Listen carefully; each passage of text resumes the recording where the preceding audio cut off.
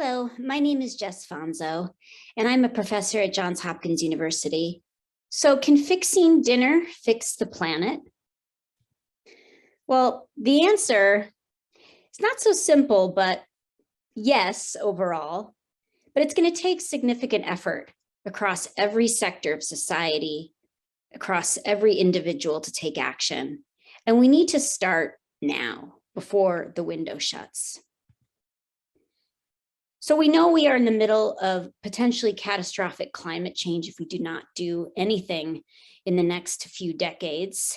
Most of that climate change is human-induced, the way we are living our lives, our behaviors, the way we are using natural resources, our use of water, energy, transportation, as well as our population growth is putting massive constraints on Earth systems. And we're seeing now accelerated warming of the planet and all of the consequences from that. And most of that is human induced. But food systems are also contributing to greenhouse gas emissions. The way we produce our food using fertilizers, the greenhouse gas emissions coming from fertilizers, from livestock, from rice production, from manure and pasture management, deforestation to clear land to grow more food, and the movement of food, the processing, packaging, transportation of food is all contributing to about 30% of total greenhouse gas emissions on the planet. But we're also doing other things. Agriculture is using 70% of all freshwater resources. We are putting significant constraints on biodiversity, animal and plant species, many which are threatened to extinction. We don't grow a lot of those diverse foods that come from our biodiversity. Only 12 make up about 75% of the food supply. We're also depleting our marine fish stocks. And of course, food systems have a significant role to play in zoonotic spillover events, in which we are living through one right now, a zoonotic or originated pandemic. So food systems are contributing significantly to climate change and natural resource degradation. And the kinds of foods we grow, where we grow them and how we grow them are having different constraints on the environment. This graph is showing you different food groups in the different colors. So red being animal products, the dark blue being staple grains. And you see 5 different environmental metrics: greenhouse gas emissions, land use change, water use, and nitrogen and phosphorus application, basically nutrient runoff into waterways. And when we look now in 2010 and projecting into 2050, where we don't do anything about changing the way we grow our food, we don't do anything about climate change, you can see the environmental stresses that our food production systems are putting on the planet. So of course, animal products, a lot of greenhouse gas emissions, but other products, including fruits and vegetables and staple grains, are also taking their toll on different environmental indicators like water use, deforestation, land use change. So the entire system of the way we are growing our food is having profound impacts on the environment. At the same time, we're dealing with multiple burdens of malnutrition, and food insecurity is rising around the world. And every country deals with malnutrition in some shape or form. We have 811 million people who are going to bed hungry. That number has been rising the last 4 years due to climate change, conflict, and now COVID. We have 149 million children under the age of 5 who are chronically undernourished or stunted. It's very difficult for them to fulfill their dreams and potential if they are undernourished early in life. And we have 2.1 billion people who are overweight and obese. And what you see in this map is that many countries are dealing with double or triple burdens of these malnutritions. And we see that in low and middle income countries particularly, they are really struggling with these multiple burdens of malnutrition, which are expensive to society and to governments to reduce. We also are seeing that diets, which are significant contributors to this malnutrition burden, are now a top risk factor of disease and death. 11 million deaths per year are attributable to poor diets or suboptimal diets, more than air pollution, more than alcohol use, tobacco, etc. It's now these suboptimal diets high in sugar, salts, and fats, what are called ultra-processed foods, and low in fruits and vegetables, nuts and seeds, all of these protective foods that are important for health. These are the predominant diets that are moving around the world. And if everyone were to want to consume a healthy diet, it's just not possible. 3 billion people cannot afford a healthy diet. And you can see, again, in places like Sub-Saharan Africa, South Asia into East Asia, 75 to 100% of the population cannot afford a healthy diet. That's a diet that meets nutrient needs and is protective against chronic diseases. And why is that? Well, there's lots of reasons. Not enough agriculture being oriented towards nutritious crops, poor access, foods are just too costly or they don't get to the retail sectors where some people live, culture, behavior of industry, culture and behavior of individuals and consumers, and not enough intervention from governments to try to promote healthy foods and disincentivize the purchasing and sales of unhealthy foods. So we're faced with serious ethical challenges if we want to positively transform food systems so everyone can get access to healthy diets and we save the planet at the same time. Well, one ethical challenge is who suffers the consequences of the world's dietary choices. We know that some populations have very energy-intensive lifestyles, very energy-intensive dietary choices. Many of those populations are in high-income countries, and they are significant anthropogenic contributors to climate change.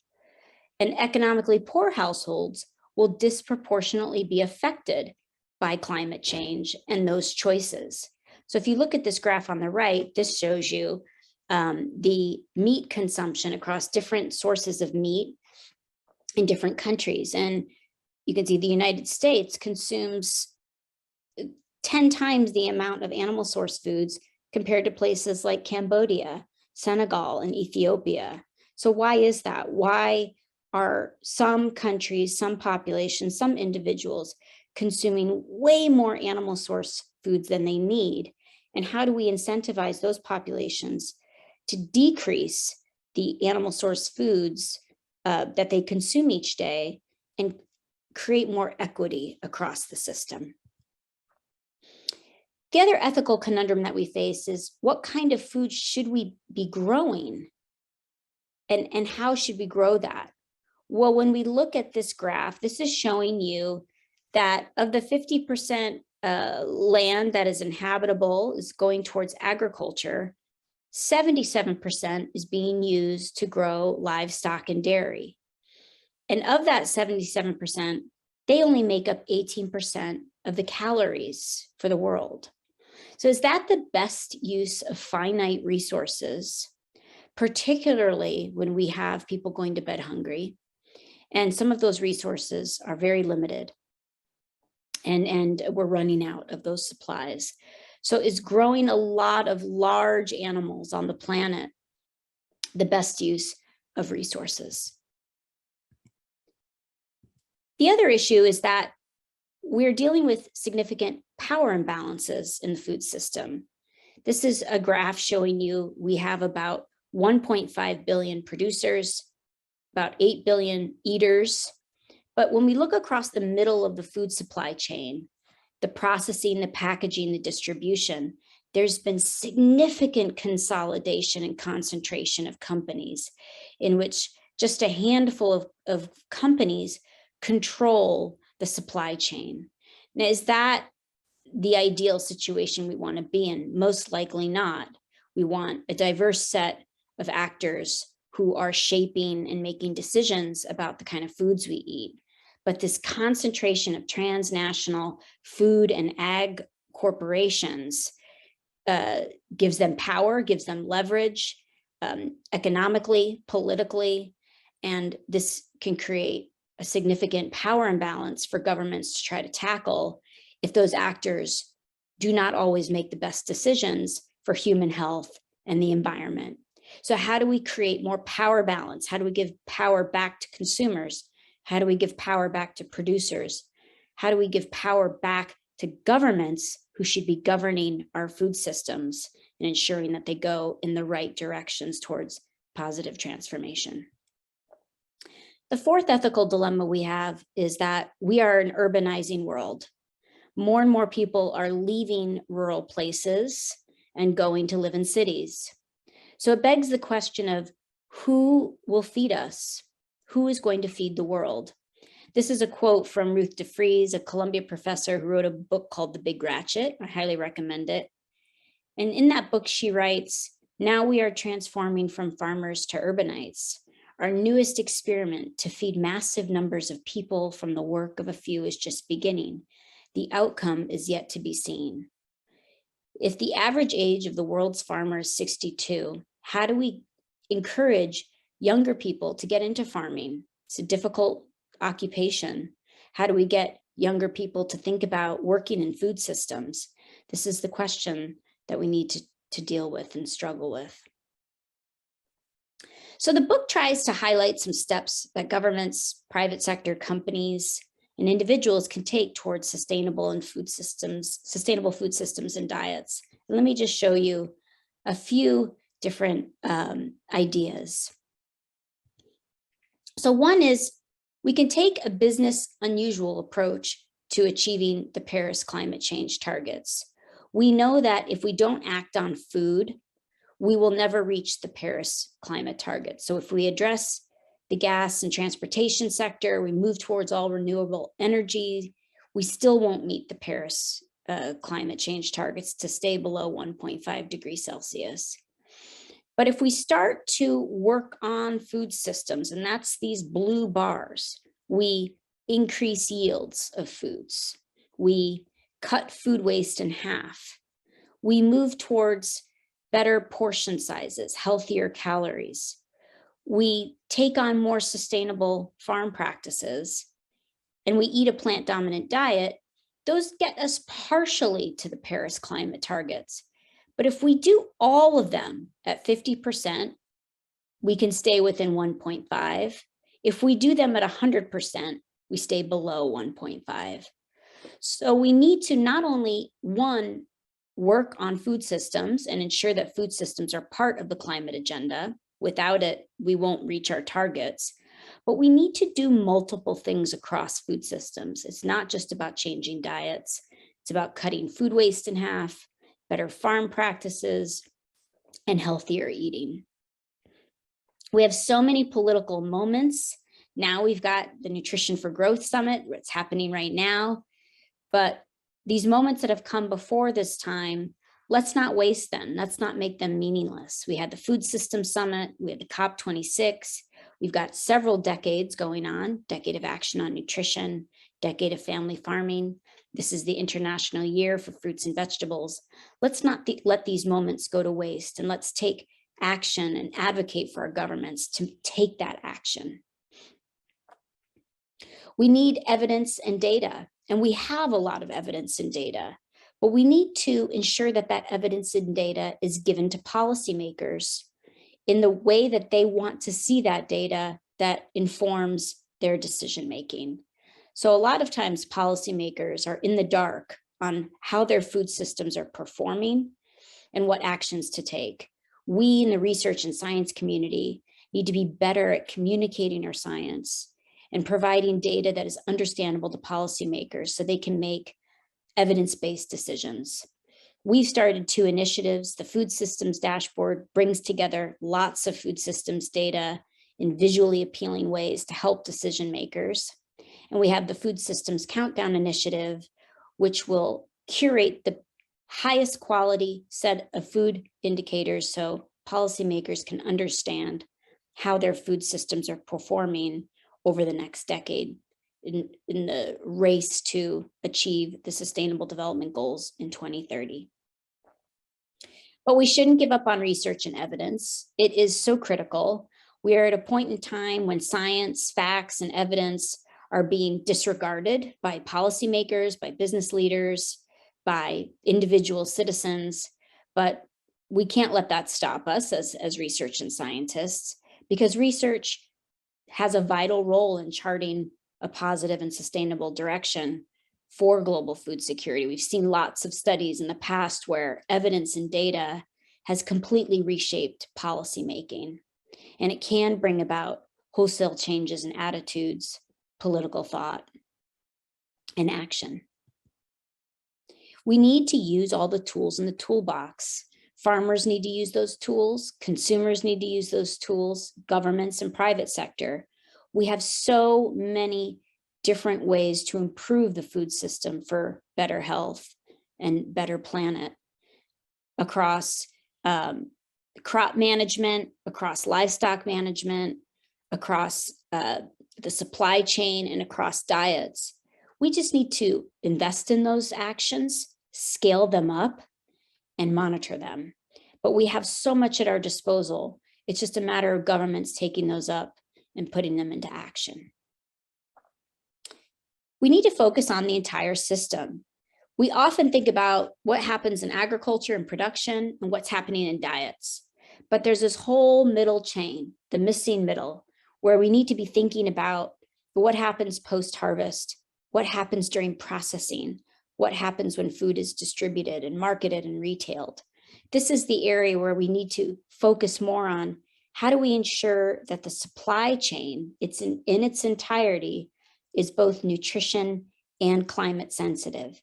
And again, these areas here at the top and along the bottom show different evidence of what works to maximize nutrition across the value chain, and areas to minimizing nutrition exiting the value chain. So we have lots of evidence of what works and what doesn't work. We just need to take it up and use it. We need to get over our staple fetish.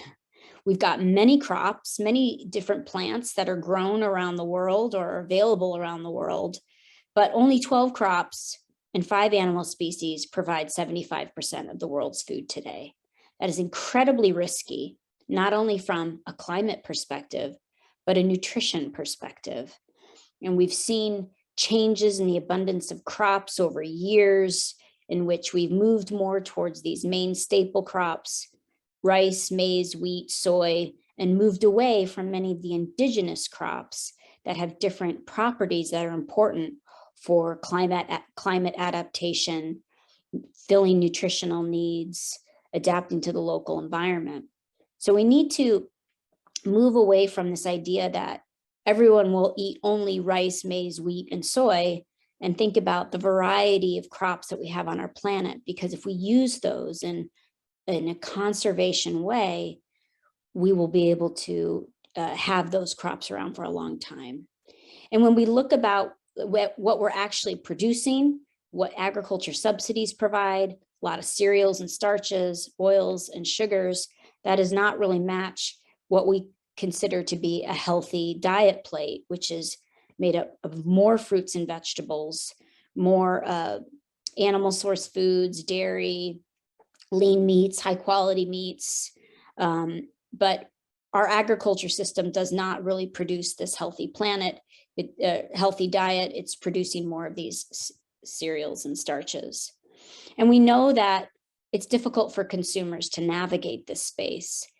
With the growth of ultra processed foods around every region, here you can see blue and green bars show you ultra processed drinks and foods. This sector is growing everywhere. And these foods are cheap, they're tasty, and they're convenient. So what will it take to shift this growing trend? How do we consider these foods from an environmental perspective? What are the alternatives if we were to eat healthier? Can we grow enough fruits and vegetables to feed the world? Will everyone eat those fruits and vegetables? Will we be eating lab-grown meat or insects around the world? These are all questions that ask us as consumers, as eaters, what is permissible acceptable, and affordable to make those shifts. And of course, we need to learn from COVID. We know that stabilizing food systems, keeping food trade flows open is essential for our food system. But we also know that we need to support and protect food system workers, particularly those at the end of the supply chain, those who are delivering our food and selling our food. They need to be valued, but they too need to be protected, having protective wear, having vaccinations, and distance and space. We need to link social protection programs that deliver healthy diets, particularly in economic times of constraint. And of course, we need better governance around the illegal sales of wildlife and global food trade and food markets, and a systematic global effort to monitor pathogens emerging from animals. We need to be better at surveillance and zoonotic spillover events. And it can't not be ignored that we've got some significant elephants in the room when we think about transforming our food systems. The political environment is contentious. We have lots of conflicts of interest in the food space. We have different power imbalances, as I talked about earlier. But we also just don't have a lot of investment in food systems and nutrition. So we need more investment. We need to build human capacity to develop a new generation of food system thinkers. We need a movement, coalitions, networks that are promoting and pushing and advocating governments to govern their food systems in better ways. And of course, we need to champion human rights and equity. There's many people being left behind by our food systems because of the color of their skin or their religious beliefs or their race or creed. So we need to be considering how these populations are interacting with food systems, how they are disadvantaged and marginalized, and fix some of these systemic issues that societies are dealing with.